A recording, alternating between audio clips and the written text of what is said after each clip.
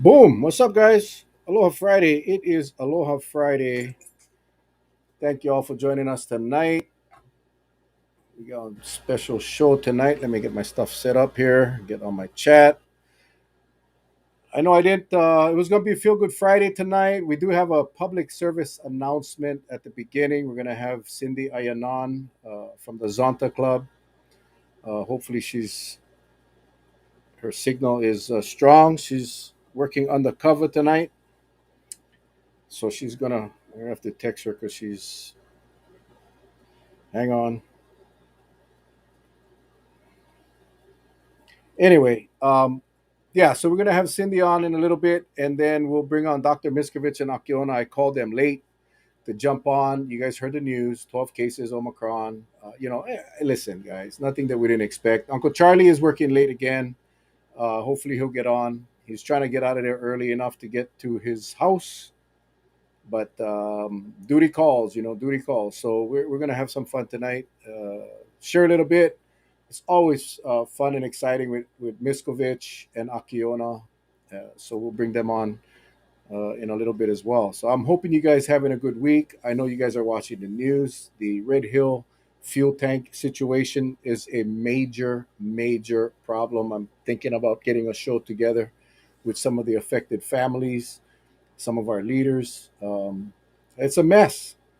And the Navy's fighting with the state, and watched the press conferences or the House or Senate committee meeting this afternoon, and the Navy is promising a third party uh, investigation, or listen, guys, we know it's a problem, and it got to be fixed, and it's creating a lot of problems, health issues. Who knows what kind of lasting effects this thing will have on people. So yeah, it's just it's like it never ends over here with our state, and we're hoping that the talk will stop shortly and the action will move. I mean, obviously, we gotta provide clean water to our people. I mean, and it has to be free from. It was interesting. They said, oh, they found it was so many times above the uh, safe levels. What the hell is a safe level of gas in your water? What's a safe level? That baffles me. Zero is safe. Zero. You shouldn't have any fuel in your water going to your homes. And you shouldn't have to be buying bottled water. 350 times higher. Thanks, Melissa and Janelle. 350 times higher than the safe level. What the hell is the safe level? Come on, people.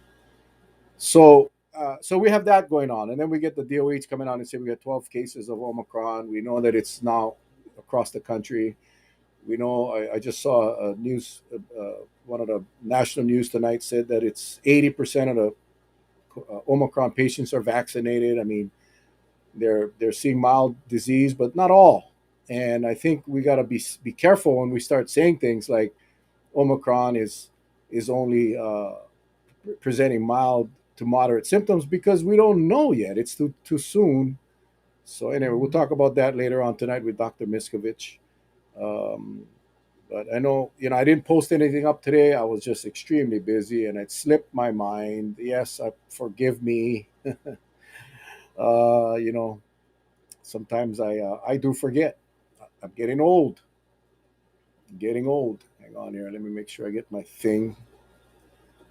All right. So anyway, getting back to some good stuff. I hope you guys had a great week. I hope you guys have a good weekend. We're getting close to Christmas, getting close to the holiday season, um, and really want to wish you all a happy holiday season. Absolutely, absolutely. So now would be a good time to share this with you on your pages, people. I was on a clubhouse discussion right before we came on tonight, and we'll be posting up the link. If you guys can join our clubhouse, join the clubhouse. It's an awesome uh, conversation platform. There's no video, so you guys don't need to worry about video. It's just audio, and it's anyone can come in to the clubhouse, and we talk about different topics. We talk about today. I mean, there's different rooms in there that you can choose. We had a COVID-16 room, COVID-19 room that we had a discussion with many of our viewers as well as others. So we'll post up the link later on. I'm sure some of our Clubhouse people will be on later to go ahead and post the link. Just click the link, download the Clubhouse app. It's free, and join and get into the rooms for the discussion. Everyone's free to talk. It's absolutely, Melissa. It's like talking story. It's exactly what it is. It's a clubhouse, and it's a virtual clubhouse, and we share whatever we want. It's an awesome tool. And I appreciate those that started that. And so, if you see the link pop up in the comments, go ahead and click it and download the app and get it done. All right, and please join us in the discussions.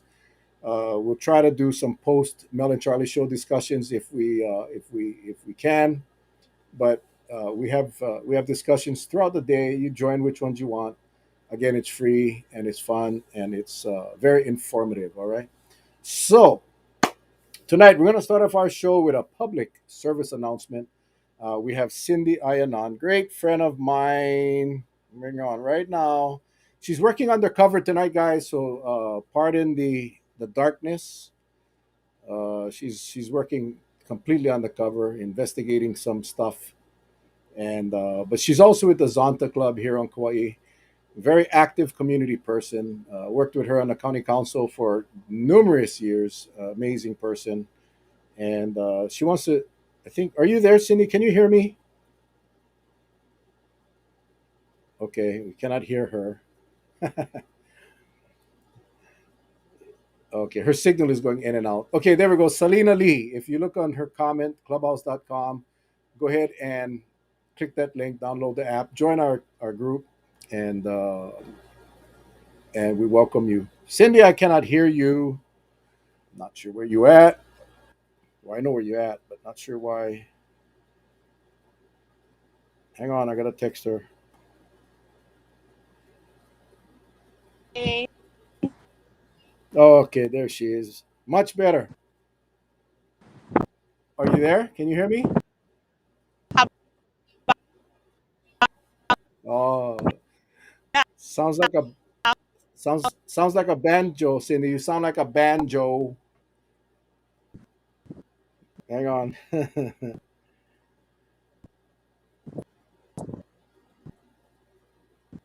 Yeah, we cannot hear her. She's trying to find there. She's getting to a better place. I can see your wife. Okay, stop. Stop. Right there. Can you hear me now, Cindy? Cindy, can you hear me?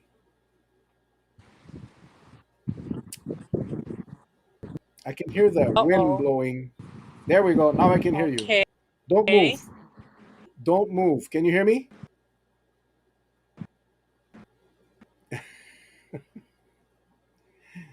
I'm showing full strength on your Wi-Fi. Oh, now it's back to zero.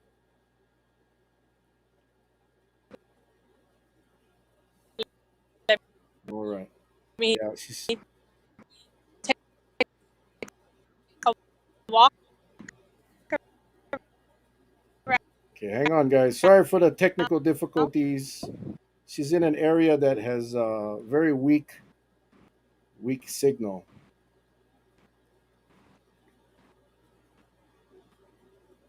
Okay, let me try and bring her on again. There we go. Can you hear me, Cindy? Ooh, the suspense is killing me.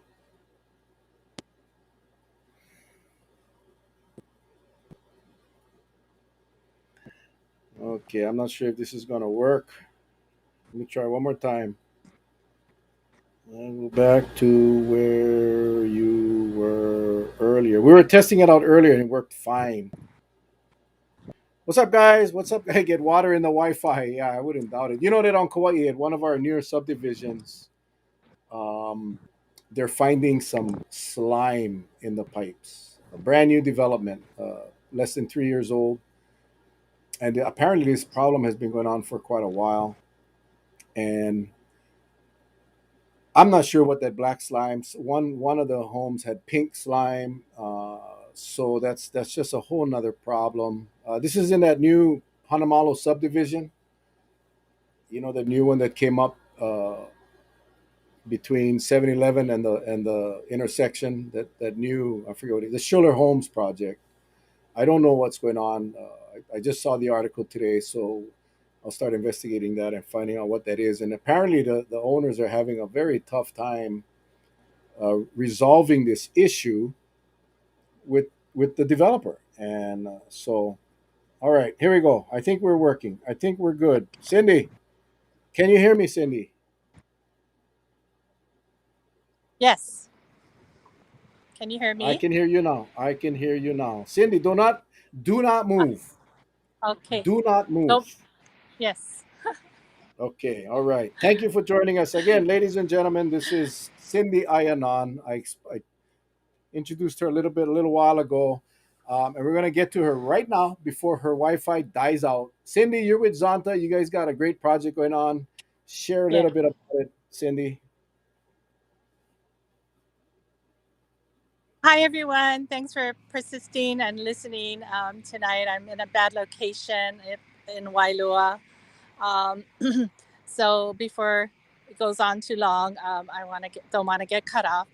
I want to just report that the Zonta Club of Kauai is running a Christmas fund campaign with the Garden Island newspaper. If you pick up your newspaper every day, you'll read a front page article about some people who are needy or disadvantaged or challenged and need some help.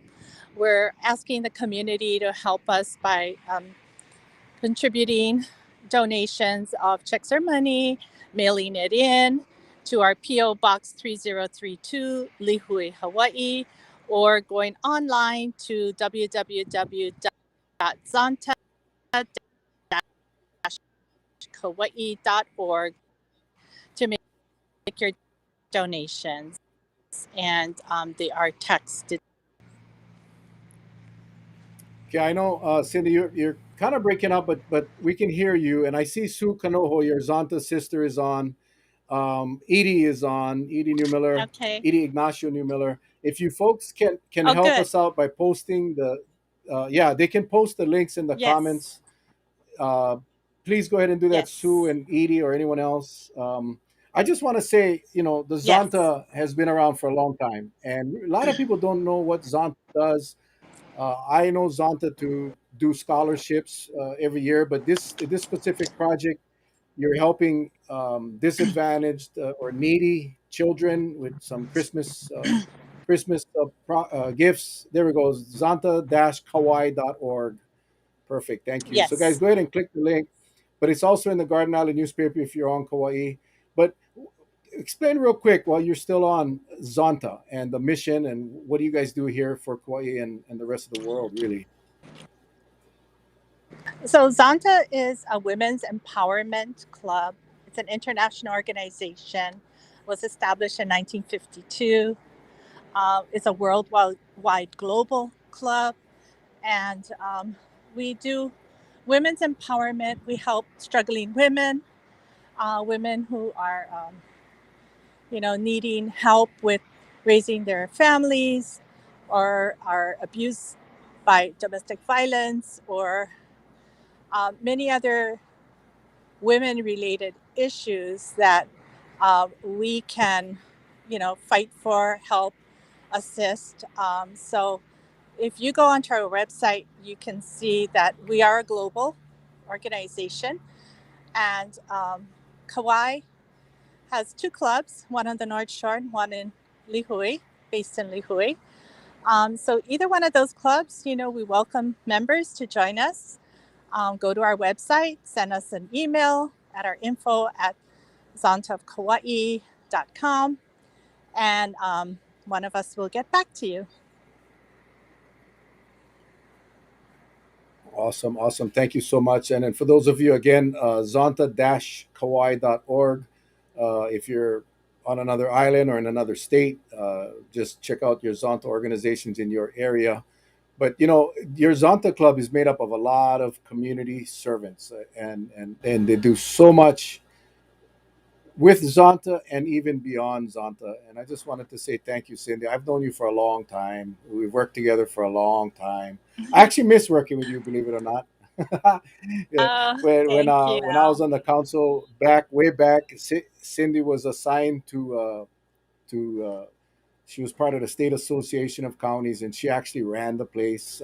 She made it very easy for me. So Cindy, thank you for that. Email is zontakawai@gmail.com, zontakawai at gmail.com. So please, we call this the village, Cindy. We've this village has grown to quite a big village, and it really was brought together because of COVID. But this village has really answered the call to many requests for help. And I'm asking everyone, if you can, check it out, zonta-kawai.org, or zontakawai at gmail.com. Anything else you want to share with our people before you leave, Cindy? Santa of Kauai. I just Oh, want to Zonta thank of Kauai. you and Charlie for all what you've been doing. I follow you folks every now and then. It's very informative as to the information you provide for the listeners. And, I've followed you from day one. So you were my lifeline. And I want to just reach out and say my heartfelt thanks to you and Charlie for continuing to do this and for giving me the opportunity tonight to be on your show. Thank you very much. Well, you're welcome, and thank you for tuning in. That's always been our mission, to inform and educate. And when good projects, good Oh, and organizations before like I leave, Zonta. Oh, yeah, yeah. Go ahead. I just want to mention how Mel's wife, Patsy, Patsy is also a member of our Zonta Club, and she plays a very instrumental role as an officer. So I want to shout out to Patsy and all the other ladies. Our leadership is under Darylyn Lemke and Laurie Benkart and Edie and Sue. So I want to reach out and mahalo to all of these ladies for helping us to help others. Perfect. And if you guys are wondering, Cindy is actually working undercover tonight. She's doing a very top secret investigation. And I don't know, she might be watching one of you. So that's why she's in the darkness. And that's quite a persistent person to go out and come out here and look. Someone just hold on, Cindy. Check this out. I'm gonna say this. Because okay. Oh, Melissa Bolton, one of our villagers from Oahu, just sent me $100 for your club. She couldn't find Oh, your hi, link, Melissa. so Thank you. yeah, she's one of our villagers that, Mahalo, Melissa. and Melissa is going through a very rough time right now. I hope she don't mind me saying, but with the water issue, she lives in military housing with her husband, and they have Oh, been no. directly affected by the Red Hill incident. So our prayers go out to her, and I feel like Jerry Lewis on the telethon. Yes. But yeah, guys, I know it's Christmas and I know it's a tough time, but if you can, zonta-kawai.org or zontaofkawai at gmail.com. Check it out. No donation is too small.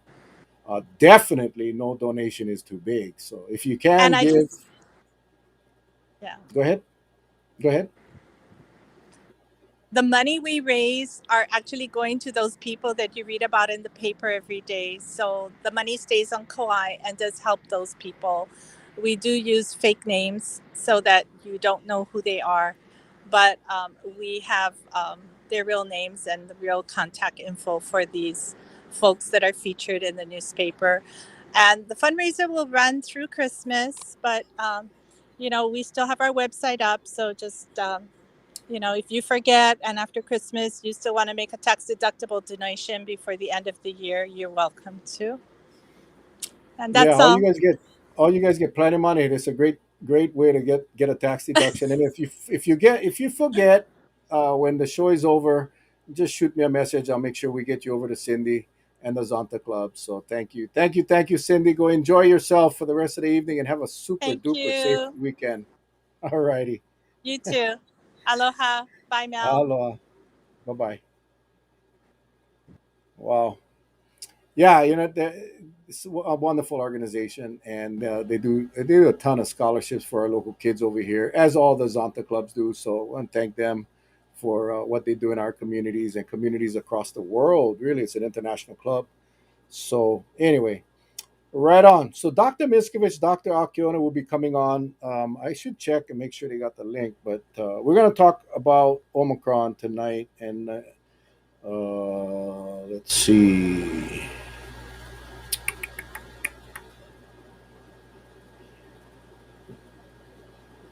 Let me make sure we get them. All right.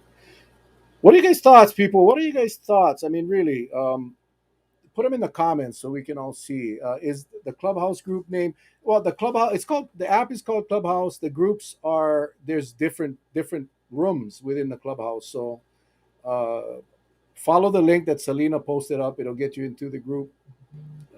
But there's so many other rooms. You can create rooms and have discussions. I just started using it. It's a great tool, and we were talking on the discussion today, right before our show, about where do we go, people. We know we are very familiar with what's going on around the country, around the world with Omicron and COVID and Delta. We know what is to come. We know that the doubling day, the days to double the Omicron is about 3 days. So every 3 days, the case counts double.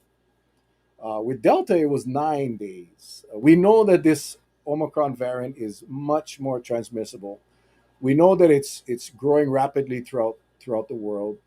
We know that hospitalizations are increasing across the country.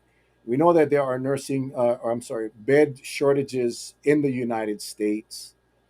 We know that it's going to come here. We know this is not going to act any different than it did for Delta. I posted up on my page the other day the article that was written for Delta. And if you read that article, that was, I think, back in November when Delta was new, it said the same thing. We know that Delta is um, more transmissible. We don't know if it's more deadly or creates more severe illness. It's too soon to tell. It's the same thing we're saying today we said of Delta several months ago. We know, we know that we're going to get an outbreak of Omicron variants. Yes, it was 12 today on Oahu. A lot of that came from a club, a cluster in a club or lounge or whatever. We know what causes spread, and yet again, crickets, right? So the Red Hill issue is a very serious issue, but it shouldn't take away the importance of COVID in our state. It just shouldn't. I mean, the state needs to figure out a way how to handle these two very serious issues at the same time. If we got to bring in help, we bring in help. But I guess my point is, we know what's to come. We went through it not long ago with Delta. I'm just curious, what are your thoughts, politely? What are your thoughts? Do you feel safe? Do you think the state is doing enough? Do you think the state should start focusing on the testing program for travelers, all travelers, not just visitors? Do you think we should have a quarantine? I'm curious to hear what you folks have to say, and please put it in the comments and share, because this is not something to mess around with. This is not something to mess around with. And okay, we got Dr. Miscovich in. He has no video. I'm not sure why. I know he can hear me, but I'm curious. What are your thoughts? What do you think the state should do? We know the state don't care. They say they do. We know they don't care. Um, I'm curious. I want. We had discussed in our clubhouse today. We somehow gotta reinvigorate the people to be engaged. We started off when we started off with the show, and there were many task forces. Even a Senate COVID committee was very active. Everything has kind of quieted down, and now we're looking at a variant. Doc, you need to turn on your video. with your beautiful Christmas tree. I'm I don't trying to know. get my video on. Something happened. It's telling me I have to reallow my microphone or my video to see you guys. So Is there a little settings gear on the bottom? yeah, no, I click on it and it just won't. It tells me it's not permitted. I have to go to a help center. So you can keep talking and I'll figure it out how to do it here. No, you can talk. The show is for you, not for me. They're tired of hearing me. Charlie is working there. Look at the link, guys. Look at the comments. Selena put it up again, and go look for me when you get into the clubhouse. Look for me, follow me, and then you'll see the rooms that I belong to, and then just join the group, and then you'll be notified. You'll be notified whenever we have a meeting scheduled. There was a large protest at the state capitol of Red Hill. Yeah, we're talking in our clubhouse discussion. Maybe it's time that we actually do a statewide protest. Um, if we can get like 1,000 people, 2,000 people, and we all stand 6 feet apart and spread across the highway, spread across towns and cities across our state, uh, rather than clump up and make one group. No, let's spread it out. Let's spread it out. Let's spread it out and go for miles.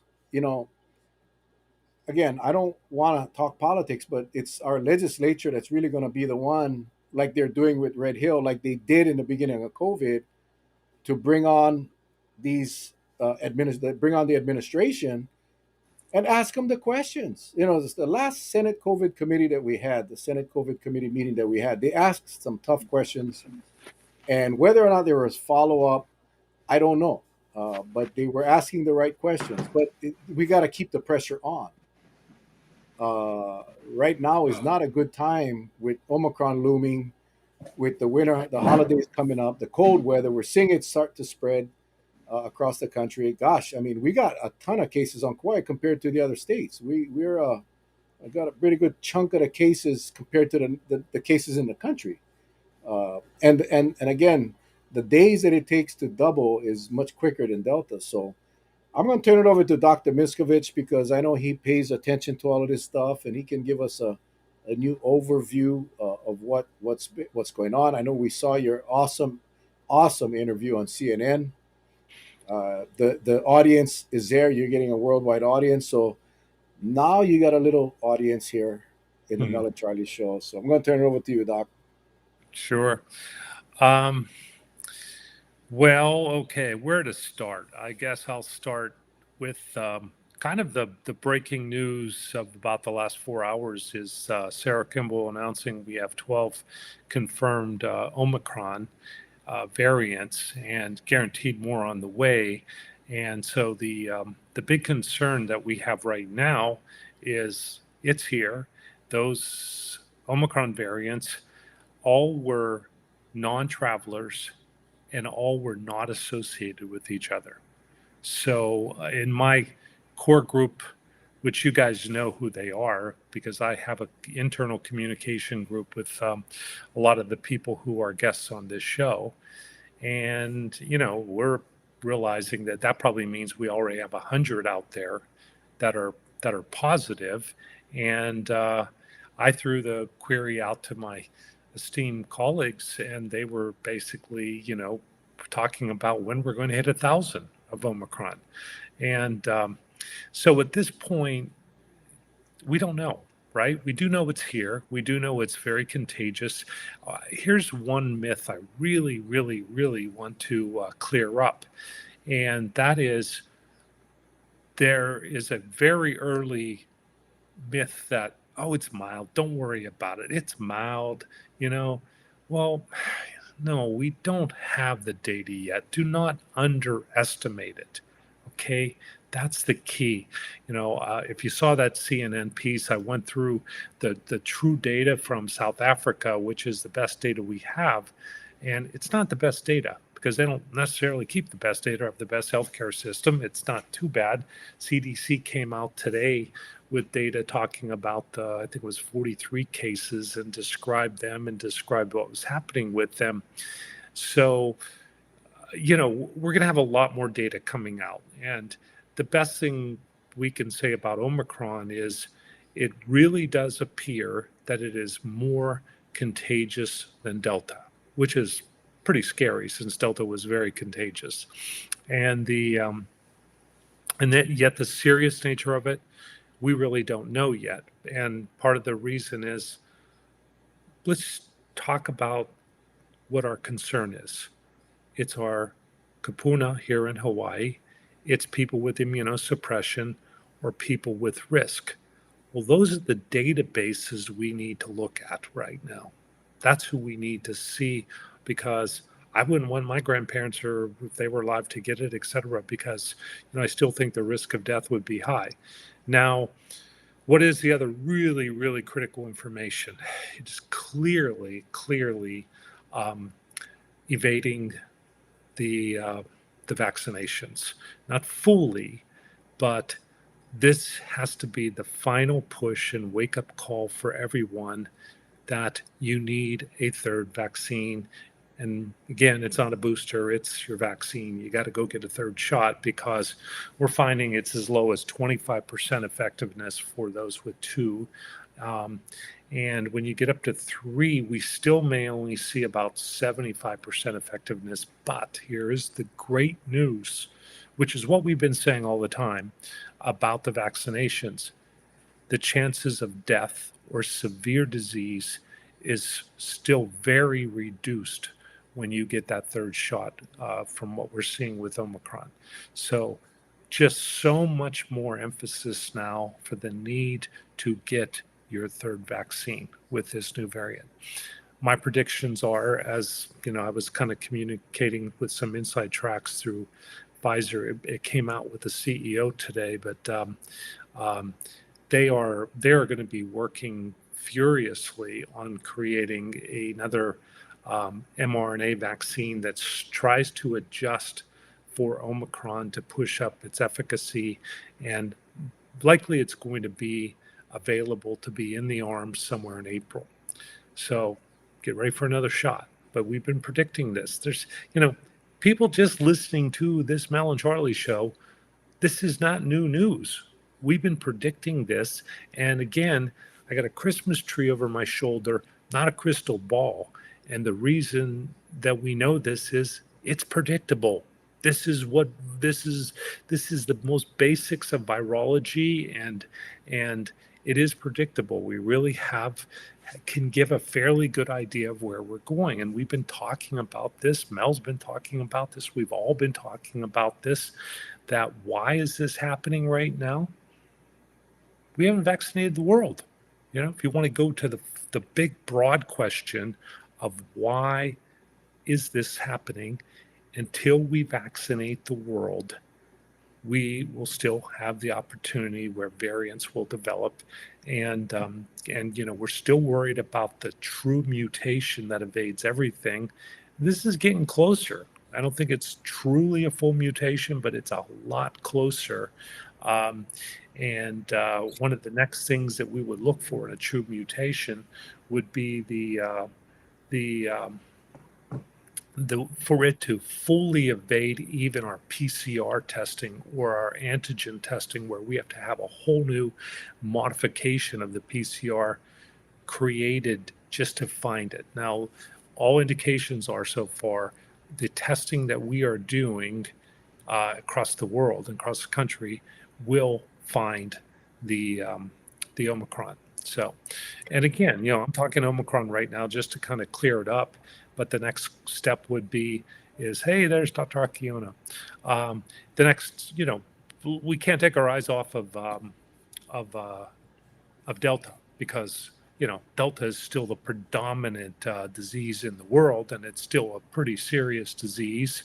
And the most important thing I can tell you as a generality, even looking at Delta, is 3 shots. You need 3 shots. Right now, already, you just watch the lines in the country. Northeast, Michigan, Minnesota, the lines are down. It's getting down now. Missouri, Tennessee, and in winter and the holiday season, going to drop the whole ways down to the Gulf, and we're going to have the nationwide surge. It's just, came across Europe. We're watching it happening right now. And now we have to mix in Omicron to understand where is that going to fit in. And now we have Omicron here. Even without Omicron, everybody watching the show heard me predict, and Dr. Akiona 6 weeks ago, 8 weeks ago, as I was coming off of my CNN appearances and all my communication with my European colleagues as we were in Eastern Europe, came across to Western Europe, and now we have Delta, and now beginning Omicron, even without Omicron, which is ripping through the countries that have civilized healthcare and have equal vaccination rates as the state of Hawaii. What more do we need? What more do we need? So I could ramble, but that's just a start to just, it's facts. There's no politics in this. This is pure, simple facts that are very predictable right now. So Yeah, welcome, Dr. Akiona, welcome, and thank you for joining us tonight. You know, there's this video clip of the doctor, I forgot her name, who basically discovered Omicron, and her that little snippet of her video where she talks about the cases in South Africa that was mild to moderate.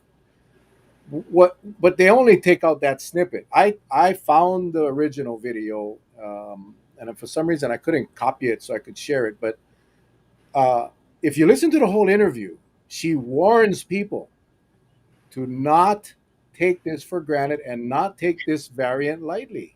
Yeah. They conveniently left that out of the snippet that is being circulated to tell everybody that Omicron is mild. I listen to it. They leave that part out, and that frustrates me. We, Well, we are seeing what we're seeing in Omicron, and I said this a little while earlier before you all came on. What we are seeing with Omicron, doctors, correct me if I'm wrong, is the exact same thing when we found out about Delta. What was said about Delta, it's much more transmissible, but we don't know if it's going to be more create serious illness. What they said about Delta is what they're saying about Omicron. Which what does that tell you?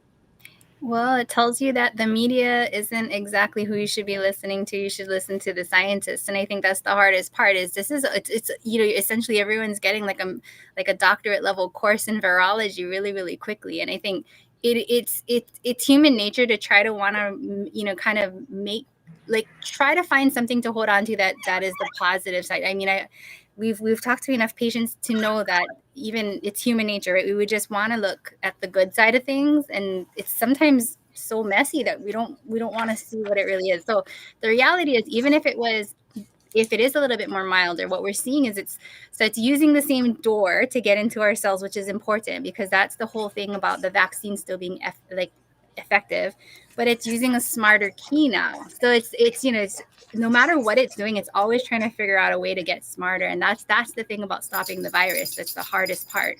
Is it's so much more complicated. There's just so many layers to the severity. So when we say, oh, it's less severe, is it because South Africa has a younger population? Is it because now they have vaccines? There's a number of different things that we have to take into account. It's not as simple as like you're saying. It's just the virus is not as severe, but and it's happening so quickly, so it takes over so quickly that we don't even have enough data just yet to make those kind of solid kind of conclusions.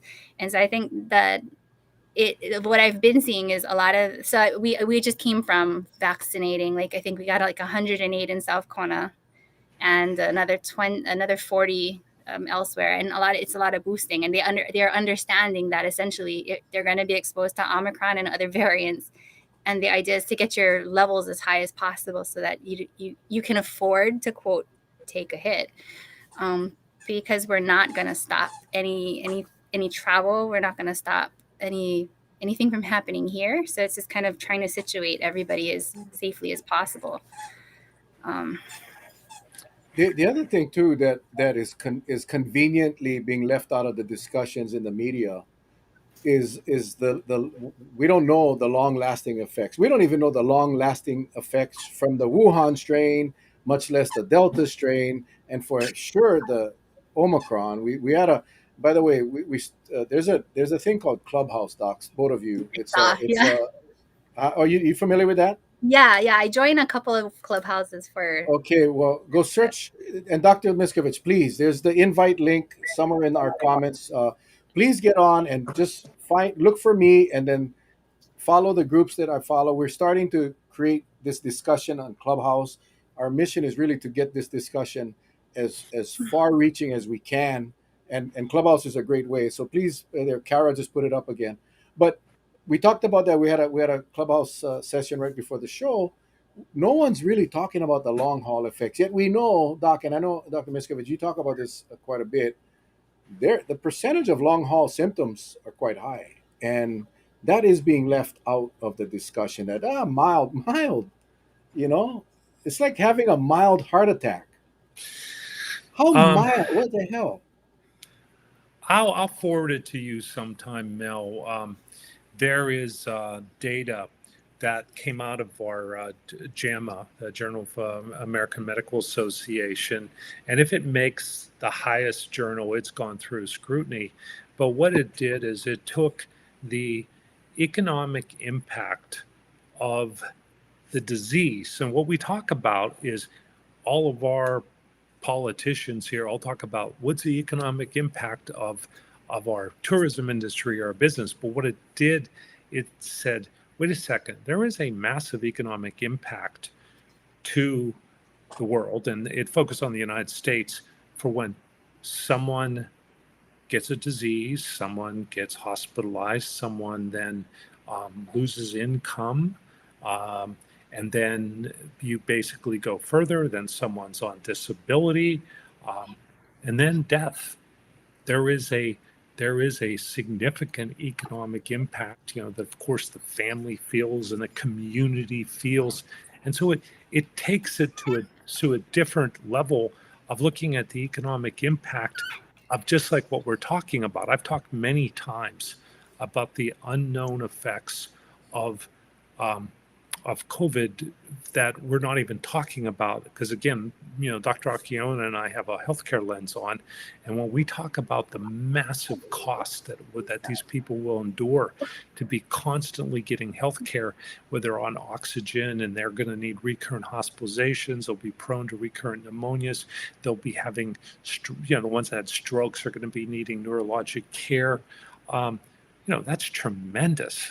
And then, and again, I'm talking that. I mean, we're not talking about the biggest thing that's near and dear to us, which is loss of a family member or a loved one or a friend.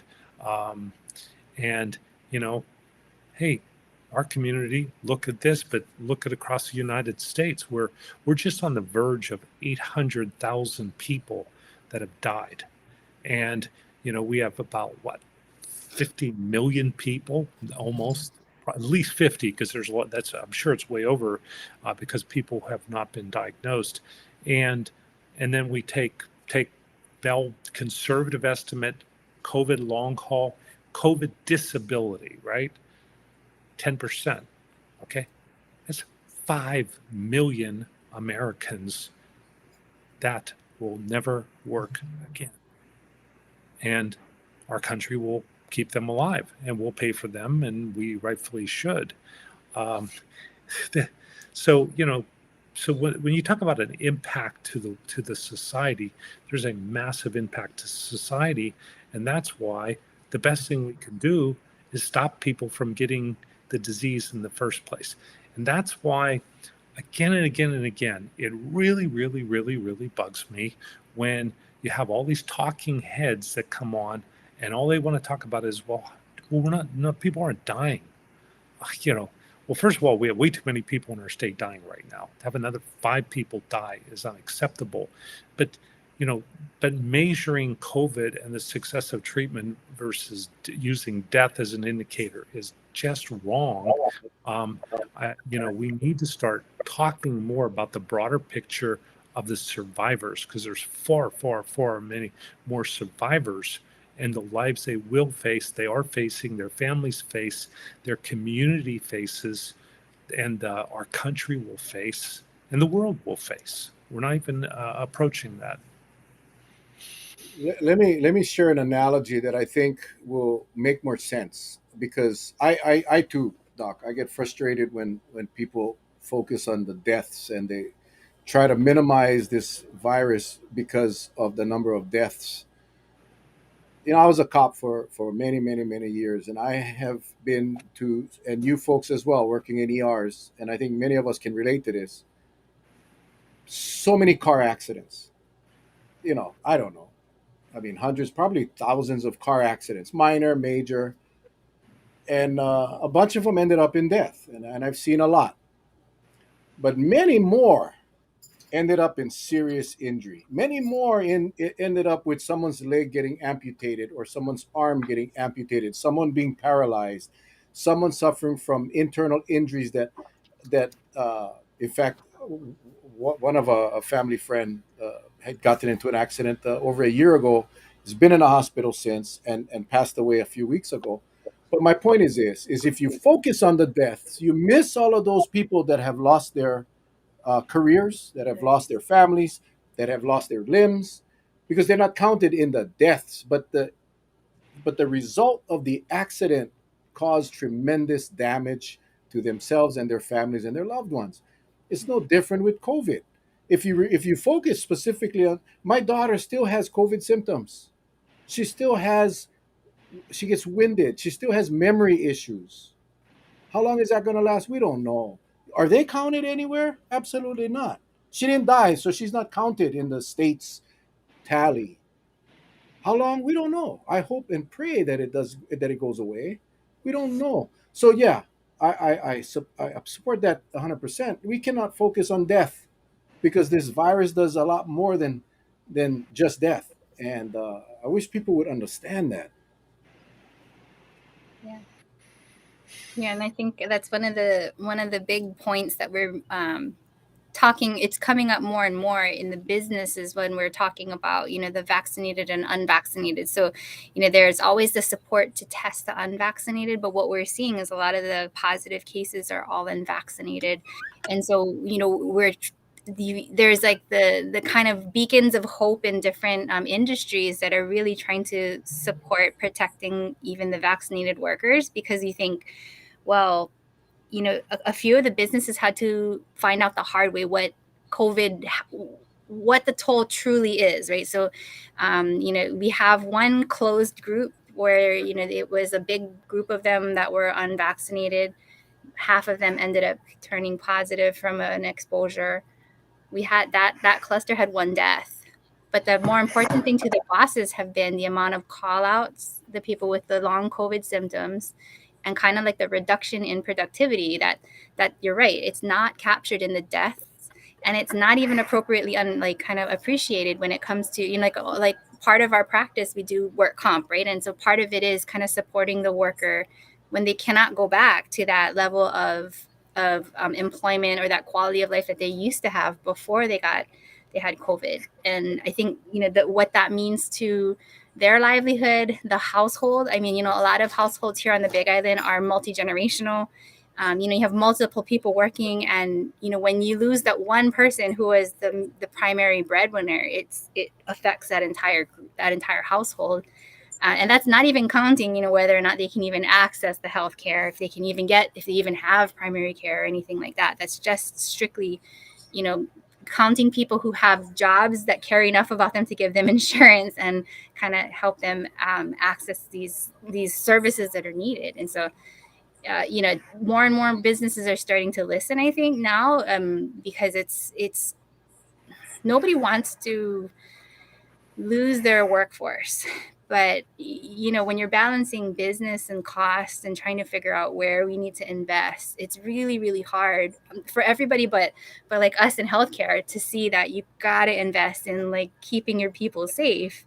That costs money, and your return on investment is hopefully keeping your people safe and your businesses and service industries kind of uninterrupted.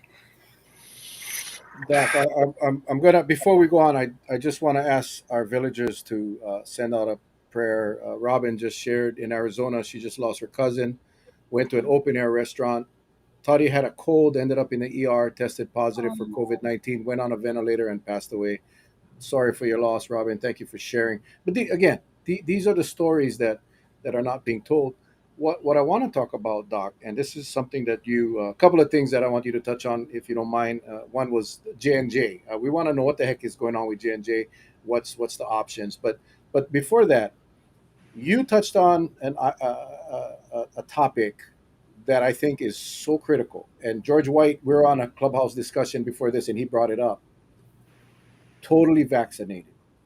72.6% of our Hawaii residents are totally vaccinated. Doc, Well, I want you to share with us because you do it so well. What the hell is the percentage of totally vaccinated now in the state of Hawaii? probably 16%, maybe 17%. I mean, I'll look for the data. They're trying to do a better job. And hey, you guys can go back and look at my piece because it was about 5, 6 weeks ago, and I did it on CNN. And I reached out to my producers that I work with, and I said, "Do you mind giving me this opportunity?" And I explained what I wanted to do because 2 of the shows before they kept asking me about the confusion boosters are saying, and I'm like, let's start being honest and explaining to the people of our country and our states that it is a 3-shot series. What we did is data came out another 2, 3 weeks ago that looked at a couple of studies. One looked at the people about a year ago in the UK had a 2-month delay I'll let before me. they got their second shot, and they also actually had a trial of extending the time between. And sure enough, the people who had a little bit of extra time, and it was 1 month, 2 months in between, had more immunity. And so that was that's a pretty good indication that we were rushing as a country to get this out, and that 17, 21 day, maybe 31 day was a little bit too early. So now we also saw that the immunity waned, and it's clear 6 months is the magic marker where it just keeps dropping. And again, Dr. Akiona and I will tell you, and everybody on here, I'm going to just look at the camera here or on international news and speak to everybody just like they're a patient. And that's being honest, not sugarcoating anything. And if you're walking in to see me right now, I'm telling you, if you have 2 shots or 1 shot of J&J, you have about 50% immunity at best to Delta. Now, with the data that's just coming out in the last 3 days, you've got about 20% immunity to Omicron. So, you need 3 shots, plain and simple. We need to just change the dynamics. And then what we need to do is start on our television tomorrow. If our leadership wants to be honest, you look and say, okay, we're going to start changing the way we spell this out. Fully vaccinated now equals everyone who has had their 3rd shot or 2nd shot if it's in the case of J&J. And then we're going to talk about the percentage that have 2 shots and then the percentage of unvaccinated. That's how we have to break it down. And the data is just absolutely irrefutable in all of those topics. Dr. Kim spoke a lot about that, and he had the numbers, he had the percentages, he made it very clear that the boosters are required, more so now. Um, J&J, I know people are still asking about the boosters. Maybe Dr. Akun, if you can help us on the Pfizer and the Moderna. After your second shot, is it 6 months Yep. to get the booster? Mm-hmm. And Johnson & Johnson is 2 months. 2 months. Yeah. And then there's if you have any kind of immune suppressed state, it's actually just 4 weeks for all 3. So, guys, ask your primary care physician. If they don't know, find another primary care physician that does. That's my best advice. I mean, it's all over the news. Everyone, that's just kind of what it is. Um, so, Johnson & Johnson, I know Dr. Kim mentioned the efficacies of that one. But the other question that keeps popping up, and I'm having a hard time answer. Hopefully, one of you can answer, or both of you. Monoclonal antibodies Oh, I are want to are, talk are about not. that. Yeah, thanks. Because Scotty keeps asking. I wish I had the answer, and it seems like it's a policy decision in hospitals not to give it to people that are hospitalized. But is there a reason why monoclonal antibodies are not being administered to people that are hospitalized and only to people that are outpatient?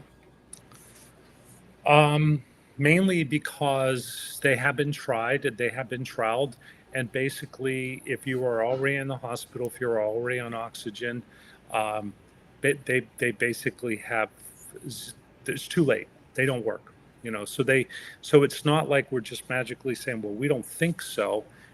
We They know. were trialed. They were trialed in that group, and they're just not that effective at all. So that's the real answer.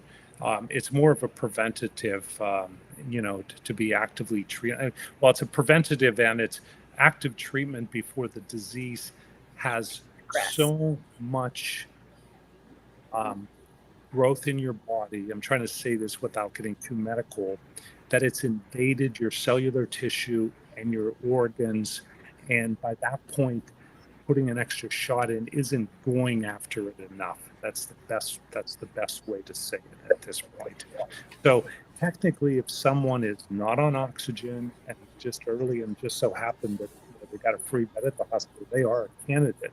But when it has such disseminated spread, that's where it's not helpful. Um, there's another key that if you really look at something that just has blown us away medically, is how this disease, unlike anything we have ever seen, sets off this massive cascade of your immune system. And that is what's killing people, is it gets in, and there are some people we have no idea. When you see these people that are coming in their 20s and 30s, and all of a sudden you hear that these people are dying, they go through this massive immune explosion that goes through, and that's where it causes clotting and all these changes within their body. And um, and unlike anything we've ever seen, and a lot of our treatment has to be geared towards that. And it's scary. So it's very, very scary. Yeah. Interesting. I will tell you about another study, since I'm warbling a little bit. I'm trying not to throw. I could throw out a bunch of technical terms and things, but I'd like to speak in an understandable way. Um, One of the things that just came out in the study, it was published late October. It was just updated. It talked about how sneakily the the virus has found a way to get in, hang out, and live in fat. Very unusual for a virus to be able to occupy and live and hang out. And it's starting to be investigated a lot more about one of the real reasons why even moderate obesity is such an enormous risk factor.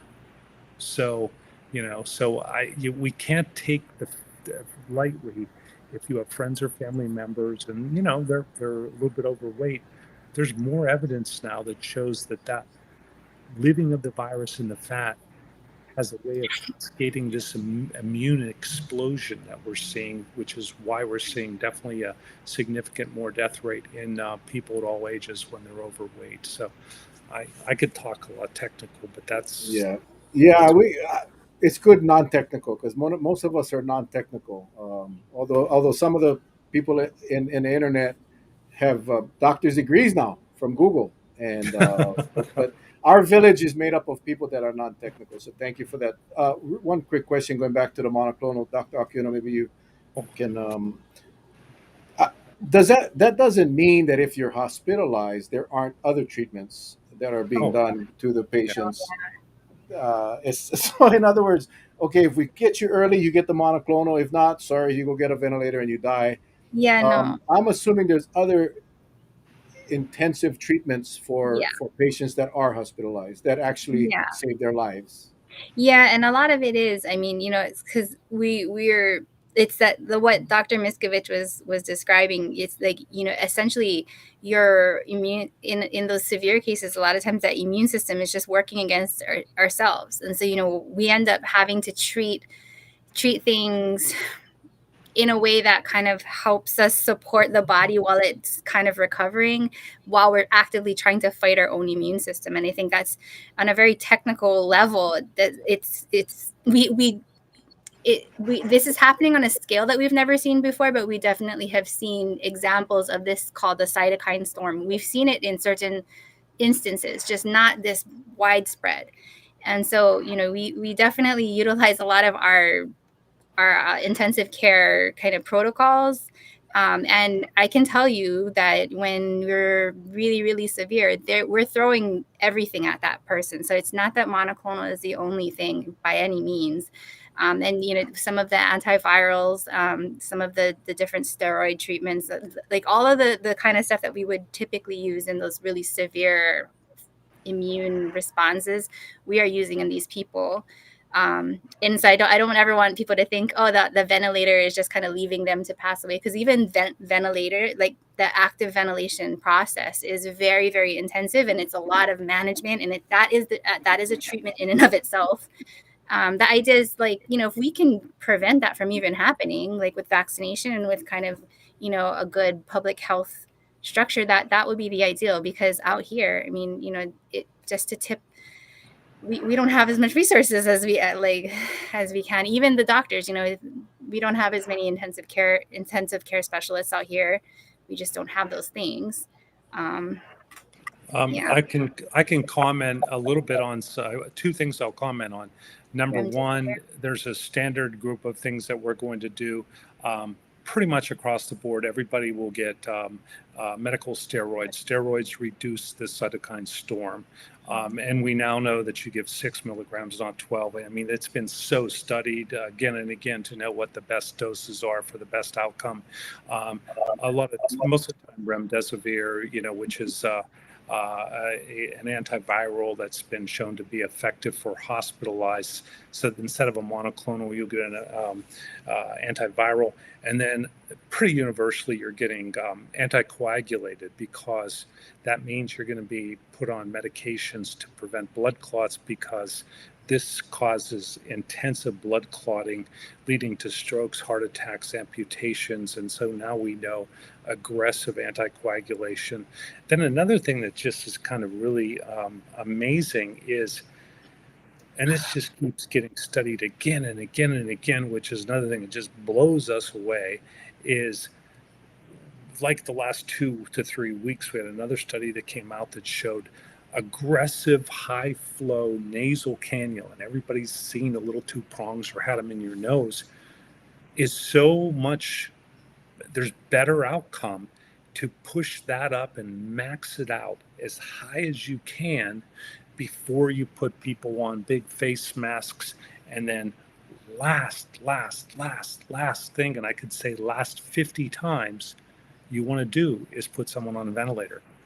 That early on in this disease, that was one of the big mistakes that was being made, is, we as a medical profession we're treating this just like, anything else. Well, when your oxygenation goes below a certain level and it stays there and you're having trouble breathing, we put the tube in, we paralyze you, and, we get you through it, and then you wake up. Now, people died on the ventilator. The ventilator basically perpetuated so much internal damage of the lung tissue from that liquefaction of the lung tissue that the longer we can keep someone off the ventilator, the more chance they have of surviving. Now, people do still survive with the ventilator, but that's important. And let me throw back to monoclonals. I want to throw something really, really, really big out today. We now have EvuShield, EVU, I think SHELD. It's a new monoclonal antibody that is approved. And I know we have some viewers that this might be associated with. It is a very specific, long-acting monoclonal antibody, 6 months, and it has a very specific indication for people who are immunosuppressed that might not be getting enough um, protection from vaccination. So so you don't wait till you get the disease. This is being given to those people who are chasing down the always getting boosted and then getting blood tests done and finding out that they're not really getting a lot of push. So immunosuppressed should be looking to get this as soon as it's readily available. As a matter of fact, I'm on the list because we do get monoclonal, and I think Dr. Akiona is going to be delivering some to a patient tomorrow and giving some shots. But the fact is, I just saw in our order forms that it got announced and it's going to be available. But that's a key one for anybody immunosuppressed, and hopefully another breaking ground of future treatment for the people who, if they got the disease, would be dead, plain and simple. Yeah, scary stuff, man. I mean, and that it goes back to what we were talking about earlier. You do not want to get this damn virus, whether it's mild, moderate, severe. You don't want to get it, and that's the other big thing that's coming around. And Doc, I know it's almost 8 o'clock. Can I impose an extra 15 minutes on you guys? And what I really wanted to do was do a rapid fire. Take some of our questions from Sure. our viewers. Okay, but before we go there, um, the other big thing that I'm seeing again is the hospitals getting full across the country. And not all COVID patients, but with this new threat, this new outbreaks, COVID can have a major problem on hospitals again, hospital beds, ICU beds, personnel, staff, doctors, nurses. And I'm afraid for that. And it just, I real quick, and I'm just a wreck. My dad had a what he thought was a heart attack yesterday in Seattle, and I thought about this today. He hadn't been feeling well for a while. And you notice he's not on tonight. He's a villager, and that's how he gets to see his son every night is by watching the show. So he went to the doctor yesterday, and they ruled out a heart attack, but they had some definite issues. They ran more tests. They found he had two blockages. They went in today, put in two stents, and he's in the hospital right now. But all I could think about today was, what if the damn hospital was full of COVID patients? What if he was one of those unfortunate ones that, like my daughter, when she needed to be in the hospital, they told him, sorry, you're going to have to hang on a little bit, maybe treat him with something else at home because there was no bed. So, two things, I asked that you guys prayers for my dad, but also don't forget that this outbreaks that's going across the country creating issues with hospitals. I mean, it's stressed. Hawaii, we have very limited capacity. What are your thoughts? And where are we right now? That's one of the things the state isn't telling us. How are we on hospital capacities? Um, That we Let's only start get with what, you, Doc. You on Oahu, and then we go to Big Island with Doctor. well, we only get what we're told, and one of the things I do want to highlight is that I don't have a direct answer. If I don't have facts, I don't get it, and we're not getting the facts. We just get facts that were being spewed out. So we probably should be asking this more. But one of the things that I do not want to hear is, as our case count goes up, you've heard it here, you've heard it here again. My esteemed group of experts that have all been on this show that we're communicating with, we're all still circling around. We're 500 a day. That was pre-Omicron, before February, and we could be just while we were talking here. I've been in a text with Tim Brown, and he basically just sent me a text that in the UK right now, that doubling is every 2 days, and in Scotland it's even worse, and they're expecting it's going to be totally dominating before Christmas. And that's from Tim, who's brilliant. So from the perspective, what I want to get off my chest is we can't stand for people to look at us and say, oh, yeah, the case numbers are going up, but guess what? We have a lot of hospital beds.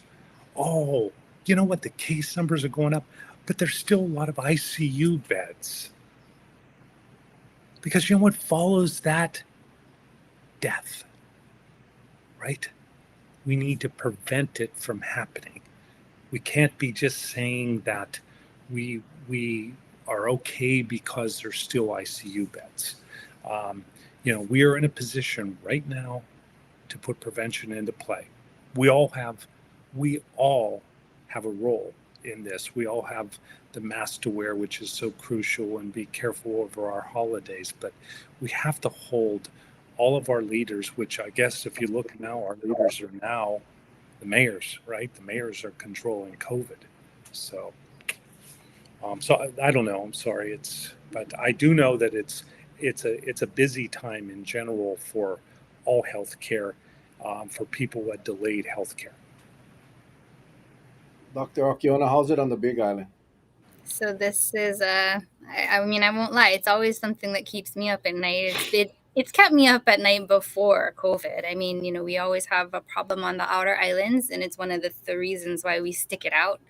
And it's one of the reasons why I keep my privileges at the hospital, is that you get to see and hear directly from the people that are there, because what we hear from the government and from leaders is not what I'm seeing in what. So with the last surge too, was just kind of hearing and seeing who was getting admitted, what was happening to the patients, who was getting discharged, that there wasn't any accountability in terms of like the staff would tell us when there was some concerns with outbreaks within while patients are being transferred, and it's heartbreaking, because ideally you would, even as healthcare providers, you would think we would have some transparency so that we would have some place to go to get some accurate information about what's going on, but we don't. And that's probably one of the most alarming things, is like not being able to do our job with to the best of our ability with the best information without having to fight for it. And I think that's just being honest with you guys, because this isn't something, I think since the beginning we've been saying we have the ability to kind of almost see into the future, because we're watching the trends in other countries, so we kind of know what we should be doing, how we should be focusing, where we should be kind of throwing some of the resources. And I think the most frustrating thing is we're now going into what the fourth surge.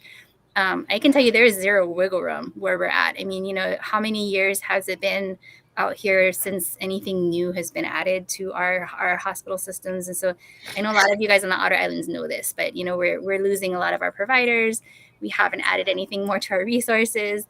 It hasn't been any solid investment in the infrastructure for healthcare in and of itself. And so when we're stressing at even small amounts, I sat in a civil defense meeting, and I remember getting super upset because they were saying, we can drop all of the restrictions because there's only 2 ventilators being used. And I'm like, these are not guys that are putting tubes into people's mouths. So they shouldn't even be talking about this. But, it's that kind of mentality that like you can simplify such a complex problem by reporting on how many ventilators are being used at the moment, when we know that, when we're projecting forward, it's going to be a lot more, there's going to be a lot more damage. And so, I mean, we unfortunately, so this is usually my birthday season, and this is going to be another one where we're like, oh, this is not going to go good. We're not going to have another happy birthday. We're going to put this off for another couple of years, because I mean, with the UK predicting what it's predicting, it takes very little on the outer islands to really push past breaking point. So Yeah. there Yeah, sadness. that frustrates me when Doctor John Green, he always comes out only 36 COVID patients in the hospital. That infuriates me. But I'm not going to ruin this evening by talking about him. Um, Guys, you guys got questions, and I know a lot of questions came in and went by. Mhm. Well, There's no way I can. what are they? I saw. Well, Yeah. I saw that they had asked about like how can you check for levels. So actually, we same as before. You can actually do antibody levels, and we've been having a lot more people ordering this. That there are actually a couple of the resort doctors have been doing it for a lot of people, and because we've been getting positive cases in the vaccinated, and they just want to see how it affects their antibody level. So that's one. I did see the one about the different, the names, like, you're getting Alpha, Delta, Omicron. And so if you can look it up with the Greek alphabet. So when these variants become a variant of concern, then they earn themselves a letter. They did skip a few letters because like new sounded too close to NEW, new. So they did skip some letters, but that's how come you're getting Omicron and then there's Delta. It's all by the Greek alphabet. I did see that one. I think They those are the skipped they skipped the letter because it was the last dictator of and China, yeah, Chi, right? I think Chi. Chi or whatever the hell it Yeah. was. But anyway, It's you guys got any quite an questions? honor. Yeah, Dr. Kim went through all the variants. It's like, Yeah. I don't know what the next one will be. I don't want another one, but no doubt we're gonna Pi. have more. And pi Pi, and yeah, pi, rho, sigma, tau, epsilon. Yeah, it'll just keep on going. Wow, I'm impressed. I took I Greek. I did take a little Greek. I did have to know this as a fraternity boy. Yeah. I'd be doing push-ups, man, right now. I would have just, so. okay, Oh guys, we man. got these doctors on for a little while longer. So if you have any questions, again, if you asked it earlier, re-ask it because I it's I hard to. saw I Go ahead, saw man. If you I saw one which was why is the virus causing clotting?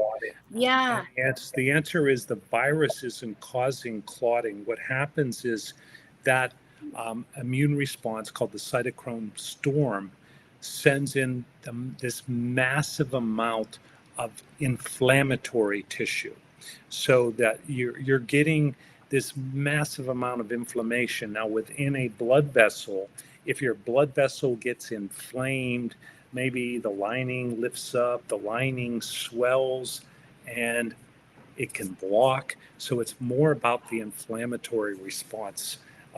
So that's why steroids are important to calm that down in blood thinners. But the virus itself isn't. It's actually our body attacking our own body, causing the clotting, which is why, it just, when people say, "Oh, it's just bad flu," yeah, right. This doesn't happen. yeah, This hadn't happened anywhere, in medicine. We all would have seen this maybe once or twice in our careers, where someone had like something so outrageous that they spiraled into this, and you'd be like, "Ooh, wow!" But this is just commonplace nowadays. you remember Uncle Charlie's brother? His blood clotted so bad it clogged the. I'm just for lack of a better word, the transfusion machine. It Oh, it Oh yeah. it clogged the machine, and that was the beginning of the end for his brother. All right, what this? Testing. Ooh, No, this is a myth. Yeah, it's an interesting concept because there actually is more testing available. It's just that it's not regulated and not a lot of people know like kind of what is the right choices. And I think this has been the problem is so on a bigger scale, good quality testing it has been not as accessible because they kind of pushed groups that focus on access out. But so you have lots more access to poor quality tests, which works against the rest of us because then there's like that false sense that something is being done. So then there's no accountability.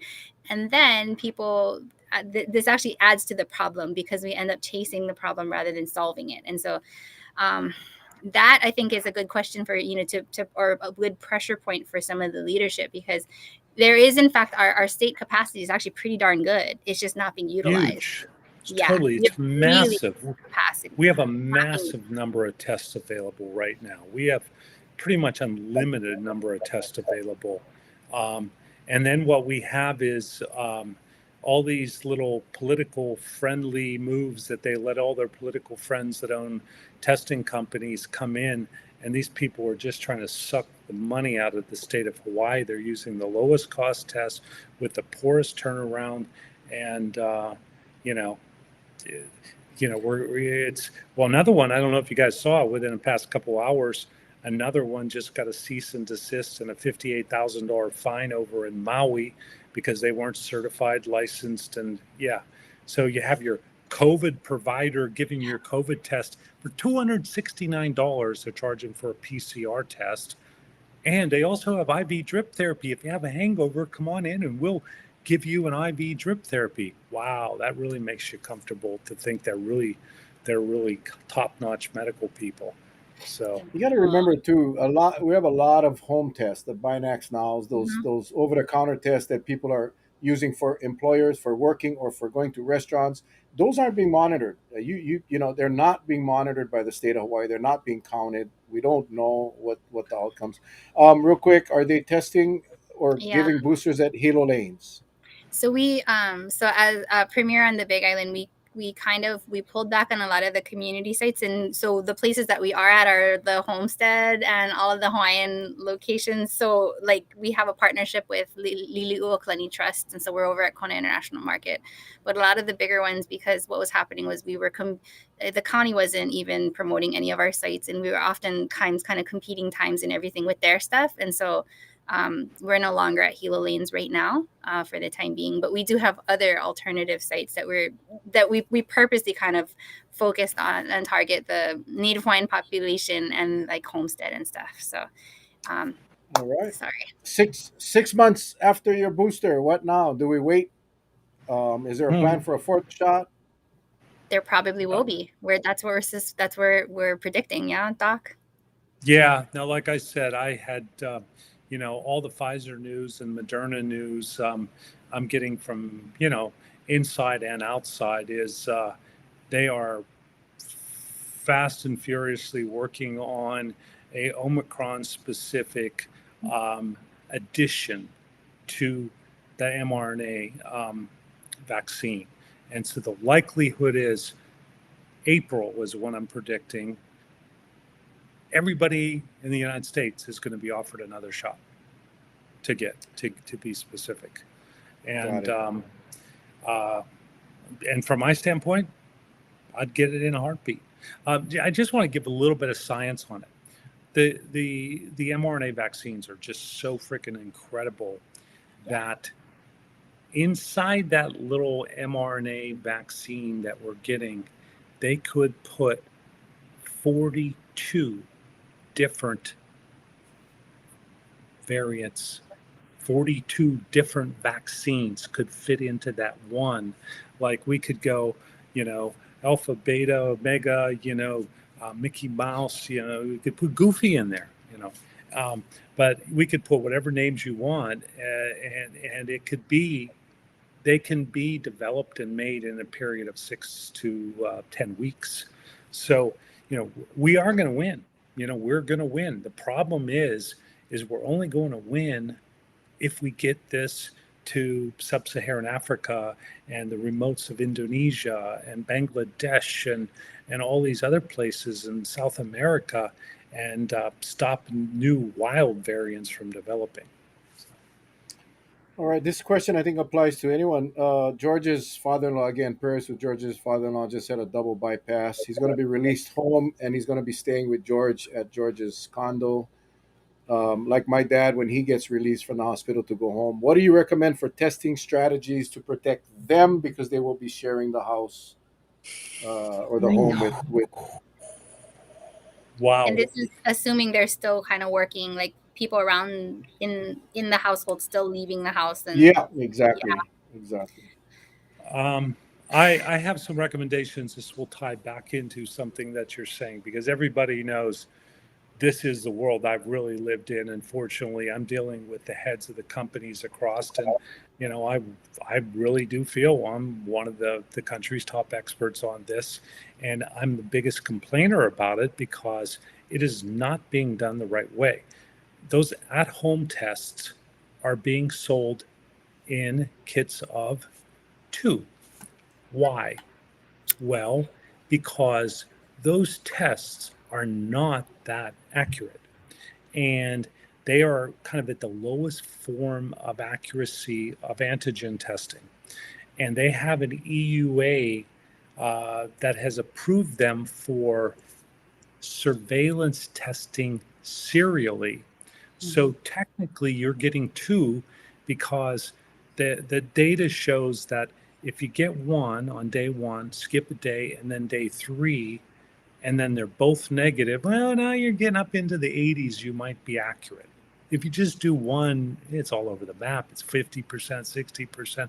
It's not that high. And then if you're on day one and you're just starting to shed and it doesn't pick it up, well, by day three, the amount of virus in your body, it will pick it up. So they're meant not for a one-time test to then check to see if you're safe to go back to work.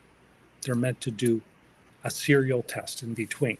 So I say that to George to say that if you can find them, which is the other big issue, that that would be your idea is and George is really rich, so yeah, man, that freaking dude, he can do this, so basically you would be doing serial testing, you know if you could, I'd be doing 4 of those a week and just be going ping, ping, ping for about 3 weeks till he's on his feet. Yeah, I agree. This question here is probably, I mean, we can rant for hours, but why doesn't the state ask for input from our infectious disease doctors? You all are our Dr. Faucis, and you are here and available, but their obvious avoidance of such an important resource is baffling. I think we know the answer to that. It's for me, in my opinion, we have chosen, we as our decision makers and elected officials have chosen to protect and expand the visitor industry rather than to care for the health and safety of our people. And anything that we do to inconvenience visitors is something that they're going to avoid. That's just my non-scientific opinion. Yeah, and I And I I try. it doesn't have to be It's, like that. well, I learned a long time ago with some of my media time, I that I remember a guy that helped me was about 15 years ago, and everybody remembers Keoki Kerr. He was a buddy, and I've always been trying to fight injustice and things like that. And Keoki was asking me about something, and he was interviewing me, and he said, "Okay, let's stop and we'll do a retake and do a retake." And he reminded me, and he says, "Hey, just calm down. Just look in the camera and pretend like you're talking to a patient." And I was like, "Yeah, I get that." And so, I keep doing that, and so when I'm doing my media time, and I know that's why I just keep encouraging Dr. Akiona to be out there, because I had to push her, and she's so good at it. Is we're just telling the truth. What you're getting from us is no different that where we are just looking at you straight up and giving you the facts. And then you make your decision, right? And we're not sensationalizing it, because every single thing her and I say, or can say, or have said, is verified by very, very firm facts that are not the flimsy things. So I think the people deserve that.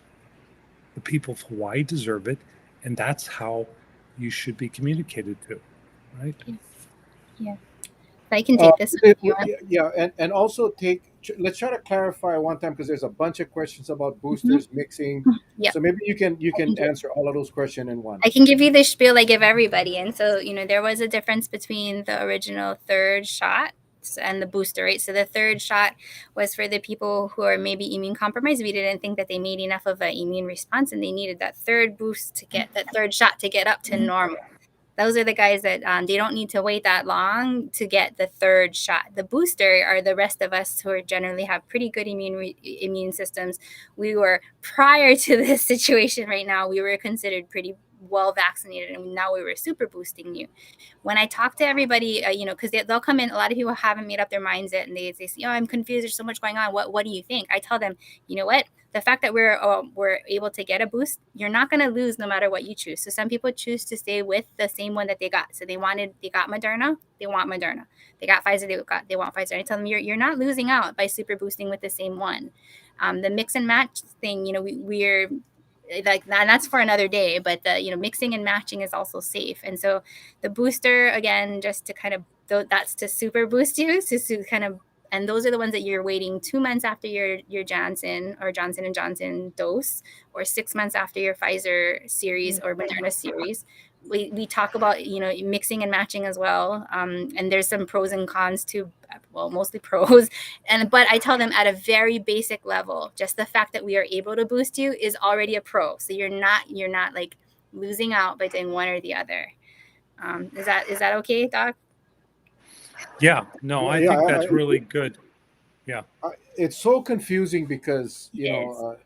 you mentioned earlier in April a fourth shot possibly. I think as this Omicron spreads across the country and in Hawaii, you know, it'll be here longer than 6 months. It'll be here longer than 6 months. So most of us that got boosted will run out of months before Omicron or the next variant is away. So I think this is a great recapping question. If someone is 6 months out with a booster, should we just go in and get another shot? I don't think it's available for boosted people, but Um, um, it all depends. I mean, for someone to be 6 months out with a booster, they must have had a condition that allowed them to get it before. And Yeah. so that right. would be a very specific medical question. Um, so, but let me put it this way. There are people right now that have different degrees of immunosuppression that are getting vaccinated every month. You know, there are some that are getting that. It's if you have really aggressive doctors that are staying up on the science and are following the levels and are are realizing it's only helping and then individualizing. I'm not telling everybody to go do that, No. but what I'm just saying that there's now a broad range that if you're dealing with very specifically highly trained people, especially the people that understand immune suppression, they're it can be fairly aggressive the way the treatment goes. So, and let me say this again about your next shot. I think Dr. Akiona will agree with me. When you come to mRNA vaccines, every bit of data we keep getting, Moderna just keeps going a little higher, little higher, little higher, little higher on having advantages over Pfizer. So if you do get a chance and you can choose, I don't care if you had your first two shots as Pfizer, get Moderna for your next one if you have a chance. If you're just deciding to get vaccinated, get Moderna. Um, Now for the Pfizeroids, like myself, you're still fine. You're still getting good coverage. You're still safe. Your risk of death is good, but there's just, there's a couple percent, and then that percent now is going up, and maybe a little bit a higher percent. Moderna protects from Omicron, but it's still good. How accurate is a pregnancy when you pee on a stick? I think pregnancy test. Can a COVID test be done the same way? If not, why? Huh. Accuracy Yeah, on yeah. pregnancy, Hey, we're really covering a broad thing because it's going to matter on how far out since you missed your period, or if you even missed your period, or if you're even supposed to be peeing on the stick, if you even hit the stick. But Hey, so why I, cannot, so COVID is you can take it, Doc, because this is I can. no, I was just going to say, after this storm, I was raking up piles of sticks. My dogs peed all over my sticks. Nothing happened. that's what I'm afraid of with the home tests and all of that. I mean, It's, yeah, if you want a yeah, negative, you can get a negative. If no, you it's want to be true. negative, you can. And this is just the last question I'll have is about the schools, but I read, those genealogy things. You spit in the vial and you send it off. I wanted to do it, so I had checked out all the reviews on all of the different companies. There, this was several years ago, but one of the reviews was that they had this university had done an experiment and they had a Labrador. They had collected the Labrador's spit and they sent that in. It was a controlled study, so they sent from a bunch of students with different ethnic backgrounds, and the Labradors came back as a human, and it actually had a genealogy of a human. So my point is that no test is 100% accurate, and if I wanted I want to be negative because I want to go to a bar. I want to go to a restaurant. If I want to go back to work, I can have my wife swab her nose. If mine comes positive, I have my wife swab hers. If hers come negative, I take her stick. to where Well, I need and to go. Okay, And that's a two concern. two comments on that. I had a golden retriever I know was human, so that's that. So did But I, Doc. So yeah, did I. and good labs now have an immediate test that is able to differentiate human versus animal. That's yes, how significant that is. It's yeah, serious that the good labs will immediately tell that this is human saliva versus because yeah. because PCR can do that very Hmm. quickly. So, And but just the cheapies that are just there for the money are not going to have that extra step mm-mm. involved in it.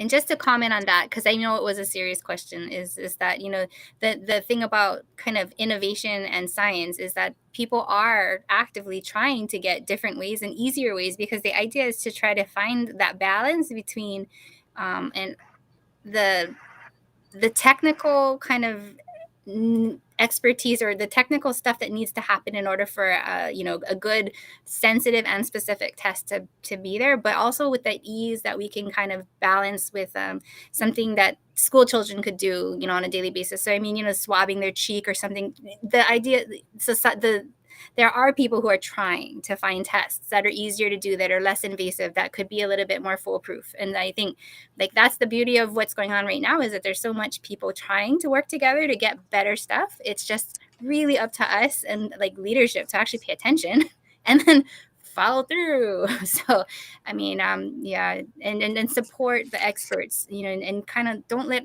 what's happening now, which is our state is full of noise right now. So all the tests that's there, it's just so much noise, and it's more damage to the community than it is help at this point. So I know it was a serious question, and I apologize. There are people and groups and organizations trying to get better testing options so that we can serial I test easier. I would like to mention, I actually did talk because, again, I'm linked to all the testing companies. I talked to the national director of the BD Veritor at home, which we have found like BD Veritor, the lab based one, is what the Olympics pick. So I know that company well, but then they developed their at home test. And this is a serious answer to my joke from before. They have, first of all, it links to your phone and it gives you the reading so that there's no looking to see, is it a faint pink line, is it a dark pink line? It gives you the reading through the linking through your phone. You have to have a phone to do it. The second thing is they built in the animal detection, and that is very serious that they have built that in. So I was really, really impressed, and I have all the videos of it and I have all the data on it, and I'm like, wow, this is actually a home test, but it's one day three still, but it's a home test that has a lot more thought into it. So I'm a fan of that. Last question. We've heard that, especially out of South Africa, Omicron seems to be attacking the younger generation, uh, the younger people, which could explain maybe why the results so far hasn't been very severe. But there is talk now about reducing the mitigation efforts at schools here in Hawaii as we, prepare to send our kids back to school. What are your thoughts? I mean, I'm a little concerned that our kids are vulnerable, and the thought process of our leaders may be, they're only kids, and they'll survive. And I hear that from a lot of parents. So, the kids get them, it's mild. I'm not going to give up my kid a vaccine. If they get it, they'll get natural immunity. But what's your thoughts about reducing mitigation at schools? And this will be the last question, I promise.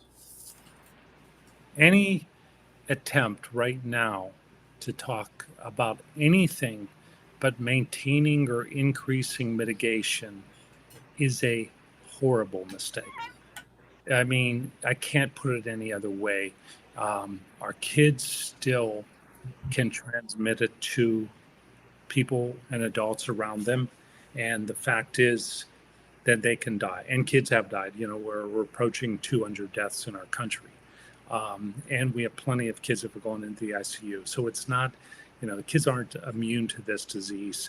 But no, we right now, just across the state, as I kind of can throw in my final chirp here for everything, is we know this disease, we know what works, whether it's Omicron, whether it's Delta.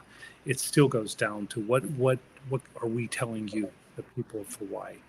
A really good, solid, good fitting mask can try to find N95s that are out there, not that expensive, instead of a stylish mask. Find one.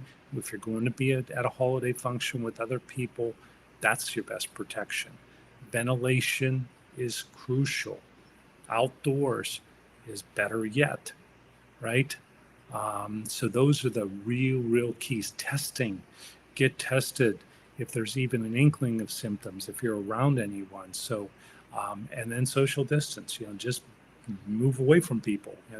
We got to still continue to use those, and then we're going to test, and we should be having contact tracing on steroids right now here. It should be just like ready to explode with anybody who gets this disease. And you got to learn how to communicate to people if you've been at a party. So I could go on and on and on, but I'll leave it there. Dr. Akiona. Yeah, I agree. I mean, we haven't even got good testing plans in place for our students. We haven't, we just started vaccinating them, and and I mean, I can vouch for the fact that travel has completely increased. I mean, just all of the risk around us is going up. It's a huge mistake to talk about decreasing mitigation at this point, because it's, they're vulnerable for a number of reasons, not the least of which, it seems like nobody is really paying attention to them, to that, on the leadership side of things. So I can't agree with Doc more. It's a recipe for more heartache. And I think, if you've ever seen a sick kid, I mean, it's just the whole family it affects the whole family. It's just, and especially if it's preventable, especially if we could have done something about it. It's kind of a shame on all of us kind of deal. Just it's hard. So please don't do that. Please speak up, everybody. Yeah, I mean, it's going to come down to us, all of us, speaking out, Yeah. calling your legislators, emailing your legislators, your senators, the governor, everybody. I mean, I think it's time now that we rise up, because this is quite dangerous what's happening. Yeah. And when you start thinking about loosening restrictions at schools, it really tells me that there is really no concern. And we talked about it in the clubhouse. Again, guys, go in the comments. Dr. Miscovich, I would love to have you join us on the clubhouse. And you don't have to come in all the time, but we'd love to have your expertise on there. And we share ideas with doctors from around the world. It's amazing how many people share this perspective. So thank you, guys. Again, look for the link in the comments. Just click on it, download the app. Now is not the time to let the feet off the gas. I mean, you got to really focus and buckle down. One more thing I wanted to, first of all, thanks for all the prayers for my dad and for George's father-in-law. Hit him up. Hit Thomas Raposo. Hit him up. When I'm sure at some point he'll go back on Facebook. He'll be really happy to see and hear from you guys. The other thing, Doc, I want to thank you again and Dr. Akiona for your amazing donation of the tests for our Pop Warner function that we had. It was that high tech test that came with a machine that um, Dr. Akiona brought her assistant. What was her name? Akana, I guess. Jamie Akaka. Akaka. Yeah. And they were great, man. I mean, and this thing was fantastic. People came in, they used their phone, they scanned the barcode, they registered, they got their test, and in fact, Janine did the testing. She did the swabbing, so our people didn't have to swab. Yeah. That stuff goes into a machine. Machine does the lab test, and then it gets transmitted to their cell phones. Thank you. You guys saved the day, man. I gotta say, for all of you folks out there and our villagers that donated, that money didn't go to Dr. Miscovich. All right, it was all free.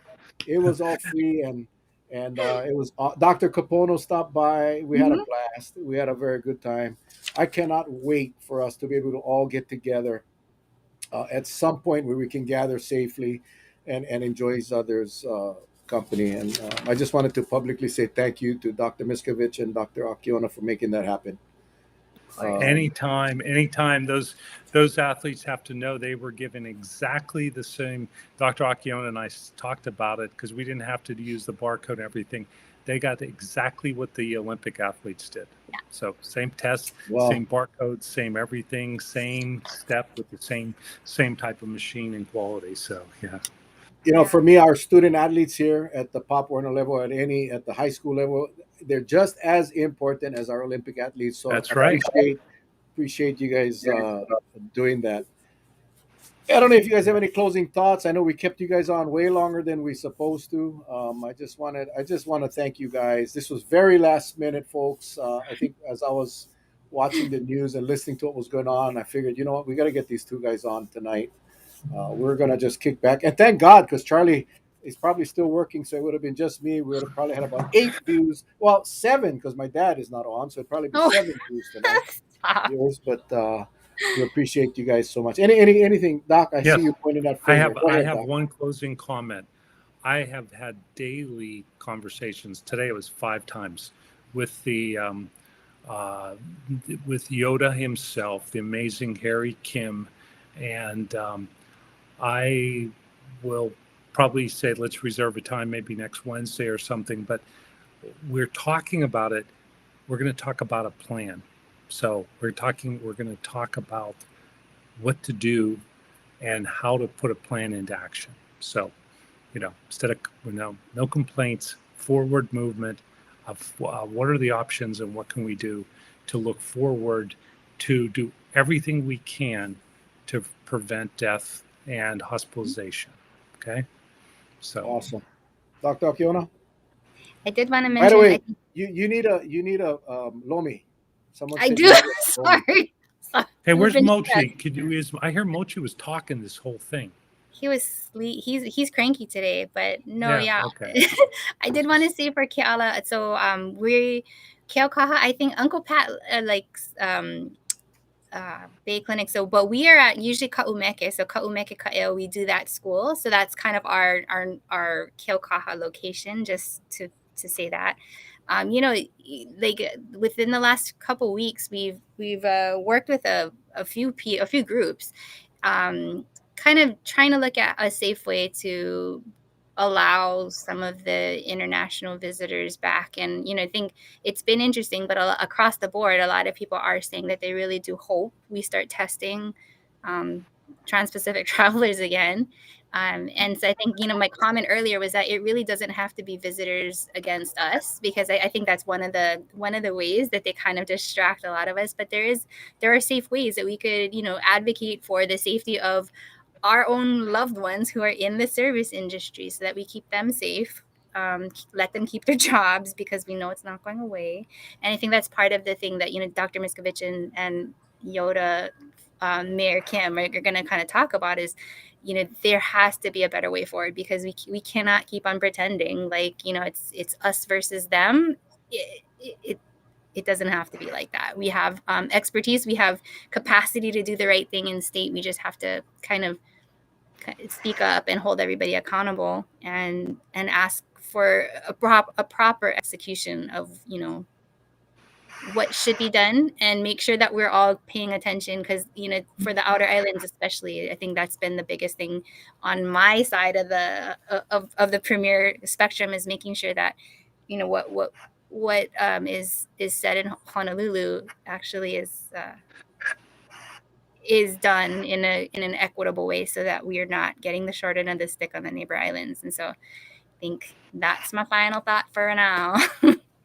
Awesome. Again, thank you guys. The bottom line is this: we can coexist with this virus. We can keep our visitor industry afloat safely. But what we are doing or not doing is compromising that. And I think that's all we're trying to say.